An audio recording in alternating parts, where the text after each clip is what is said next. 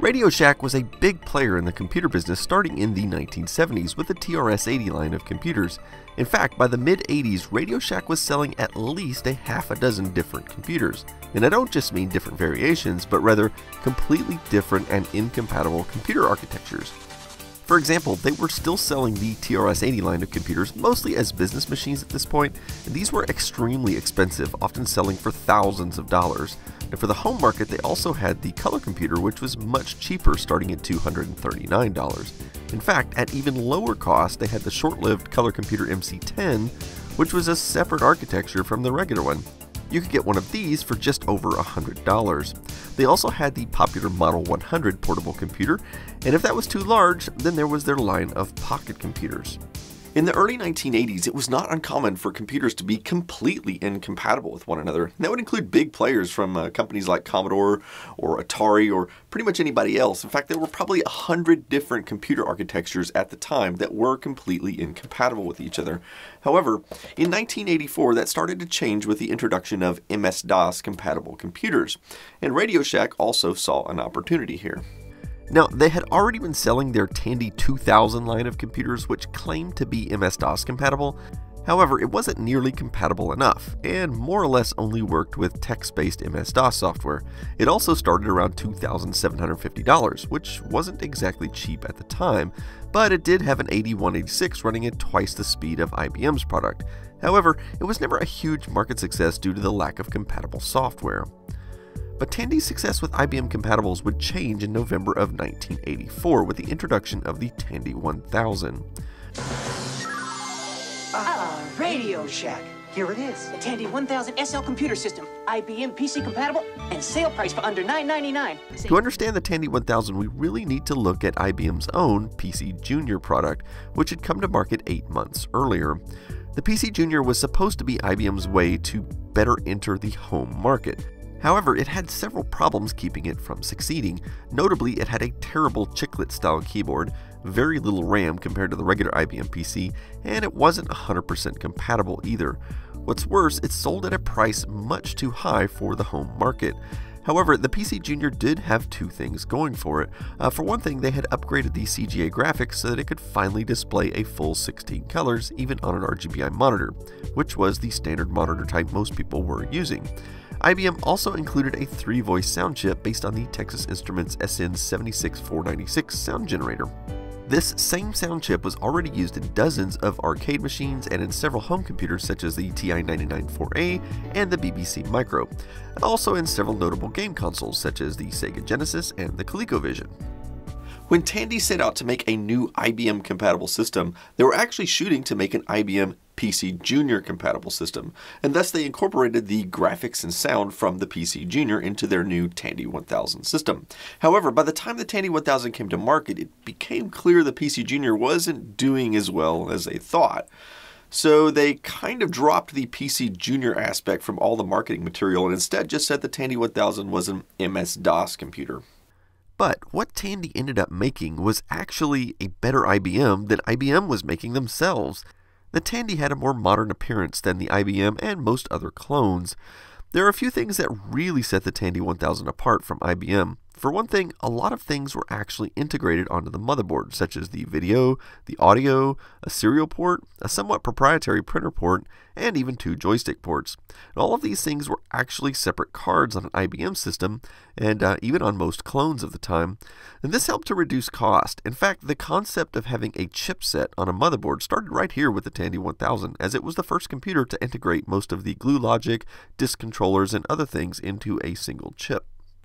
So, while some criticize the original Tandy 1000 for only having 3 expansion slots, the reality is it didn't need very many because it came with everything already on the board, where an IBM would come with 5 slots and 4 of them would be filled up right from the start. The keyboard was a bit unusual as well. They tried to make the keyboard smaller but still retain a lot of keys, and so everything's really crammed together. And there are some keys that are in unusual places, such as the locations of Control and Alt. In fact, doing the reset of Control Alt Delete is very unusual on this keyboard. But I think the thing that annoys me the most is this placement of the hold key directly above the arrow keys. And since the arrow keys are not split off from the rest of the keyboard, it's quite possible to wind up pressing other nearby keys in the heat of playing a game because you can't feel the arrow keys as being separate. But this hold key is the most annoying thing to press because it actually pauses the entire computer. So if you aren't accustomed to this, you'll at first think the computer is locked up for whatever reason, but pressing the hold key again will resume it. The joystick ports were non-standard for PCs, but instead used the same joystick as was used on the Tandy color computer already, meaning the joysticks were easily available and Tandy could share at least that one peripheral between the computers. Joysticks were actually not that common at the time anyway, since IBM never intended their PCs to really be used for games. After all, IBM felt that marketing their computers as game machines would probably hurt their reputation in the business market. And one place this was particularly apparent was in their choice of video cards. Even after IBM had given up on the PC Junior, they continued to sell their PCs with standard CGA graphics. So while games on an IBM XT would look more or less like this, the same game on a Tandy would look like this. And while games on the XT sounded like this,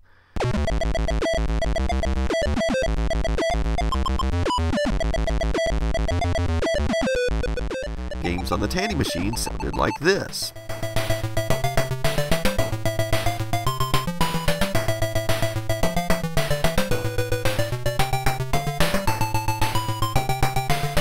And thus, the graphics and sound eventually became known as Tandy Graphics and Tandy Sound, even though it actually originated on the PC Junior.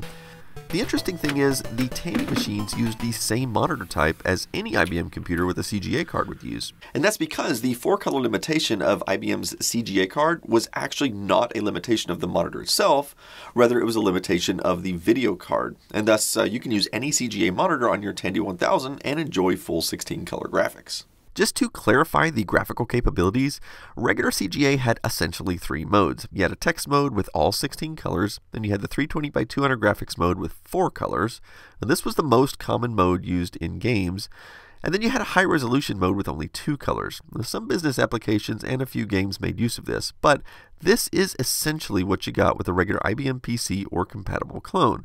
And yes, there were some other modes like composite mode and some undocumented tricks that could get you some extra color with various trade-offs, but the reality is this is what most PC users had to deal with at the time. With Tandy machines, you also had a low resolution mode with 16 colors. I believe some of the early Sierra games like King's Quest used this. You also got the 320x200 mode with a full 16 colors, and this was the mode most games made use of.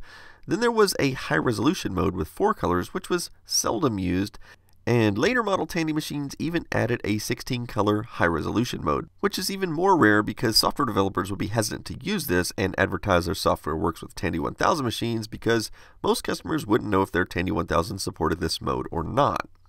One other interesting tidbit is the way in which Tandy graphics worked on composite video. You see, on an IBM PC, the CGA card would output a different set of colors depending on whether you were viewing it on composite or RGB monitor, and thus software companies would have to write special support to handle both, or just do like most did and just support the RGB mode and forget about the composite mode since not that many users had composite monitors. But with a Tandy, it actually outputs exactly the same colors, more or less, on composite and RGB, thus giving Tandy users another choice for video. Now, let's talk about the sound chip. Typically, you'll hear it referred to as the Tandy 3-voice system, and that's because the chip has 3 programmable square wave voices. They can't really produce any other sort of waveform, and they don't even have an ADSR system like the SID chip has on the Commodore 64. However, each channel does have an independent volume control. So it's certainly possible to use the CPU to artificially create an ADSR envelope so that sounds like bells or flutes can be created. However, the system is actually more powerful than it would seem. In fact, it has a 4th voice for a noise channel, so really they should have called it a 4-voice system. But wait, there's more! You see, they needed the PC speaker to be backwards compatible with other IBM software, so that sound is mixed in with the sound output, giving you essentially a 5th voice if you want. And to top it off, later Tandy models even included an 8-bit digital to analog converter as a 6th voice, which is meant for playback of digitized sounds. However, because not all Tandy machines had this, a few games actually made use of it. beyond just the hardware, Tandy 1000 shipped with a product called Deskmate. It was a graphical operating system, but it could be controlled with a keyboard or a mouse. It included a variety of productivity applications, such as a very minimal word processor, and while it's not as advanced as McWrite or other graphical word processors, it could get the job done. It also had a pretty functional spreadsheet. You know, a lot of this stuff has to be compared with what was available at the time and how much all of these things would have cost had the user bought them separately, and this came with the computer. It also had a very nice calendar program that would allow you to schedule appointments and stuff. And it had a little drawing program, sort of like Windows Paint of the era. Speaking of that, I should point out this whole suite of software runs on the high-resolution 16-color mode of Tandy's graphics chip, which no other IBM compatible would have had the ability to do, at least not until EGA graphics became widespread. Speaking of that, it also included a musical composition application, which took advantage of the Tandy's 3-voice sound hardware, again, something not available on other computers.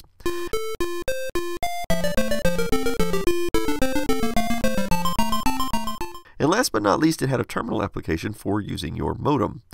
So for the home user of the time, Deskmate gave functionality almost equivalent to Microsoft Windows. I mean, keeping in mind that during this time, Windows wasn't all that much more advanced than Deskmate. The Tandy 1000 started off selling for $1,199, which was actually quite a steal. In fact, Radio Shack said it best themselves right here in their catalog. Indeed, an IBM PC equipped with 256K of RAM and a color monitor will run you over $3,100. The equivalent Tandy 1000 is only $2,048 and gives you superior graphics and up to 4 times as many colors. The Tandy 1000 was a great sales success from day one. In fact, sales were higher the first month after launch than any other computer in Radio Shack's history. Of course, not all Tandy enthusiasts were on board with this. This article in InfoWorld talks about how Tandy users are disappointed that the firm is no longer setting standards, but following them. However, history shows that Tandy did in fact make the right move with this computer, and over time they would slowly phase out all of their other computer architectures. This was really the start of an industry-wide phenomenon. Up to this point, nearly every computer was incompatible with the next, which meant that software had to be designed separately for every computer. But 1984 to 85 is when a lot of IBM clones or MS-DOS computers would start to show up on the market, but none of them would have the 16-color graphics and 3-voice sound of the Tandy, or the visibility of seeing them on the shelf of every Radio Shack store, thus providing the Tandy 1000 an edge for years to come. Of course, in order to use Tandy graphics and sound, games had to be specially designed to support it. If it didn't include support, then Tandy users could still run their games in regular 4-color CGA. However, this wasn't a huge problem since many software companies saw the success of the Tandy 1000 and thus more and more started to integrate support for graphics and sound into their games. In fact, if you look on Moby Games, you'll see there are 861 games claiming to have Tandy graphics support. And that's no small number. The Tandy 1000 was selling so well that in 1986 it enjoyed a 9.5% market share of all computers sold in the United States. Of course, Tandy continued to make new versions of the Tandy 1000. But it's important to understand that not all Tandy computers are Tandy 1000s, not even their MS-DOS compatible computers. Take this Tandy 1400 laptop, for example. You know, it's made by Tandy, it does run MS-DOS compatible software, and it even has a name that sounds a lot like 1000 because it's 1400. But it doesn't have the special 16-color CGA or the 3-channel sound system that the Tandy 1000 does. Only models that are called Tandy 1000 have those modes. So in order for them to keep the Tandy 1000 name, they just added different letters to the end like 1000SX or TX or TL. One of the next models they produced was the 1000SX, which looks almost identical to the original except the floppy drives are beige instead of black. However, it did include a faster processor, and internally it had 5 card slots instead of 3 like the original. A popular upgrade for this computer was to have a hard card, which was a hard drive integrated onto a single expansion card. Now, one really popular version was an all-in-one cost-reduced version called the 1000EX, which came out in 1987. It almost looked like a big brother to Radio Shack's Color Computer 2. It had a single floppy drive on the side, similar to an Apple IIc, or an Amiga, or an Atari ST of the day. Also, on the side, you get a volume control for the internal Tandy sound, a headphone jack, and 2 joystick ports. Again, still using the same joystick ports as the Color Computer series, and placing this stuff on the side where it's easy to reach makes far more sense than most PCs of the era where this stuff was on the rear. Speaking of the rear, they were still sticking with their proprietary printer port, and this next port is a proprietary port for an external floppy drive like this one. So this way you could have 2 floppy drives just like most desktop style PCs. Also you get composite video, RGB video, and 3 expansion slots you could put whatever you wanted to in. The EX model came with a faster processor, clocking in at 7.16 MHz. One interesting thing, probably done in the name of compactness, was that it had non-standard expansion slots. So the top cover comes off like this, and then inside you'll see 3 expansion slots. This model already has a modem here on top, along with 1 free slot. If we remove the modem, you'll see a memory upgrade card in here that brings the memory up to 640K. And then, as you can see, it has a pass-through for 2 more cards to sit on top. These slots are proprietary, however it is possible to use an adapter such as this one, and it will give you a standard ISA slot. So assuming the card is small enough, such as this XT-IDE card, you can use standard ISA cards in there.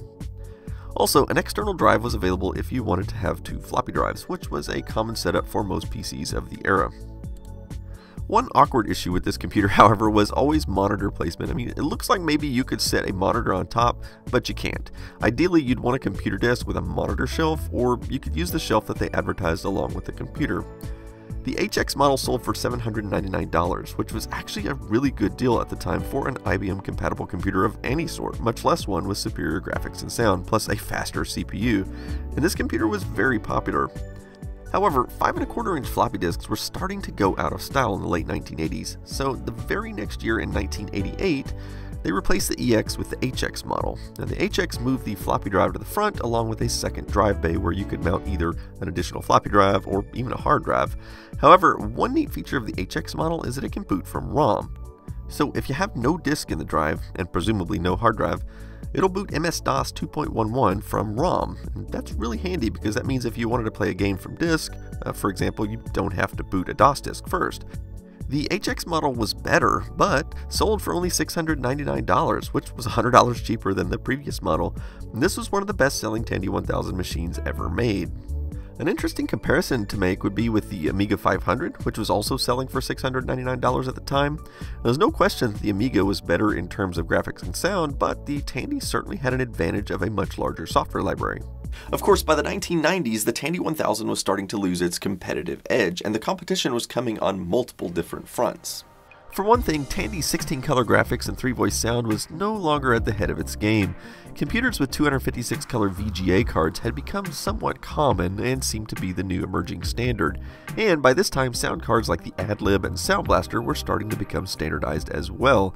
What's worse, Microsoft had continued to improve Windows, and thus Deskmate had fallen drastically behind. In fact, by 1991, even Radio Shack's own catalog actually recommended that customers run Microsoft Windows on most of their high-end computers, relegating Deskmate to their less expensive computers. The all-in-one computers like the EX and HX had disappeared from their catalogs, although it can still be seen as a prop for advertising their monitor stand. Later models like the 1000 RLX actually removed the 16-color graphics system that made the Tandy machine so successful and instead included 256-color VGA graphics, much like the rest of the market. However, it did still retain the 3-voice sound chip, which wasn't necessarily a bad thing. After all, most PCs of the era still didn't ship with a sound card from the factory. It was typically something the user would buy and install themselves. So a Tandy system still sounded better than a regular PC. By 1993, Tandy was no longer competitive in the PC market, and so they sold all of their facilities in Fort Worth, Texas to AST Computer. Which is interesting because I ended up working for AST starting in 1996 in their tech support department, and so I actually ended up taking calls every now and then for Tandy machines because AST had agreed to handle all the remaining support for those machines. While the Tandy 1000 hasn't appeared in many movies or TV shows, it is featured prominently in the current hit series Young Sheldon in many episodes. Radio Shack's Tandy 1000 SL was my drug of choice. And so that about wraps up this documentary on the Tandy 1000. I hope I was able to shed a little bit of light on what made the 1000 a special computer at the time. It was far more than just an MS-DOS compatible computer. In fact, I think that at one time in history, it was the best MS-DOS compatible computer that you could buy. Obviously, that didn't last long, but nevertheless, I think it's very historically important to put this computer in its place and tell the real story about what it was. So anyway, that's about it. So thank you guys for watching.